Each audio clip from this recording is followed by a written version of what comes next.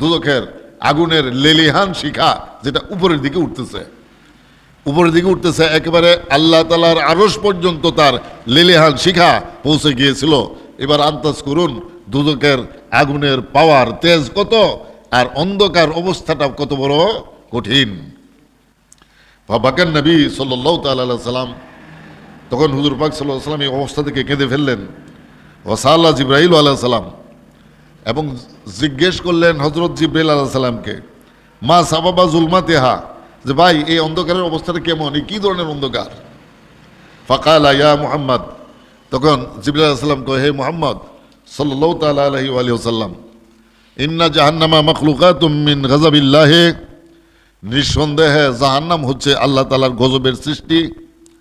মুসাল্লাতাতুন মান আসাল্লাহে, এর মধ্যে আল্লাহ তাআলার ওই সমস্ত নাফরমান বান্দাদেরকে ফেলে দেওয়া হবে এই জাহান্নামের মধ্যে। এবং তার অন্ধকারী অবস্থাটা বর্ণনা করতেছেন, ও কেদা আলাইহা আলফা সানাতিন, আলফুন অর্থ হাজার, সানাতুন অর্থ বছর, ঠিক আছে? ও কেদা আলাইহা, এর উপরে যখন তা দেওয়া